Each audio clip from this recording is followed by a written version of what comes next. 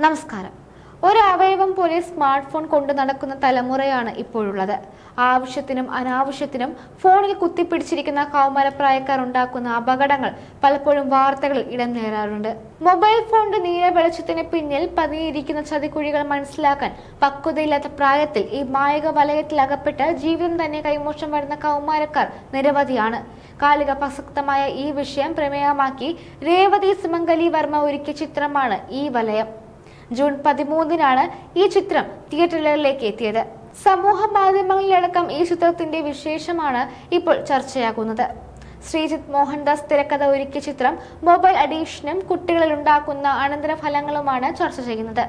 രഞ്ജി പണിക്കർ, നന്ദു, മുത്തുമണി, ഷാലു റഹീം, Ashley Usha എന്നിവരാണ് സിനിമയിൽ പ്രധാന കഥാപാത്രങ്ങൾ അവതരിപ്പിക്കുന്നത്. നവാഗതനായ ശ്രീജിത്ത് മോഹൻദാസ് ആണ് തിരക്കഥ. ബോളിവുഡിൽ ഏറെ ശ്രദ്ധേയനായ അരവിന്ദ് കെ ഛായാഗ്രഹണം നിർവഹിക്കുന്നു. GDSN എന്റർടൈൻമെന്റ്സിന്റെ ബാനറിൽ ജോബി ജോയ് വിലങ്ങൻപാറയാണ് നിർമ്മാണം. കുട്ടികളിൽ പ്രത്യേകിച്ച് കൗമാരക്കാരിൽ മൊബൈൽ ഫോൺ അഡിക്ഷൻ ഉണ്ടാക്കുന്ന ദൂഷ്യവശങ്ങളാണ് ഈ വലയം എന്ന ചിത്രത്തിലൂടെ രേവതി എസ് വർമ്മ ചർച്ച ചെയ്യുന്നത്. സിനിമയുടെ പ്രമേയത്തോട് പൂർണ്ണമായും സത്യസന്ധത പുലർത്തിക്കൊണ്ടുള്ള തിരക്കഥയാണ് ചിത്രത്തിന്റെ നട്ടെല്ല്.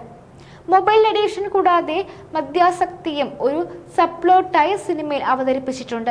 സാമൂഹിക പ്രസക്തമായ ഒരു വിഷയം ചർച്ച ചെയ്യുമ്പോഴും ഒട്ടും മുഷിപ്പിക്കാതെ കുടുംബ ബന്ധങ്ങളിലെ ഇടർച്ചയും നോവുമെല്ലാം കൈയടക്കത്തോടെ കൈകാര്യം ചെയ്ത് ചിത്രത്തെ മനോഹരമാക്കുന്നു.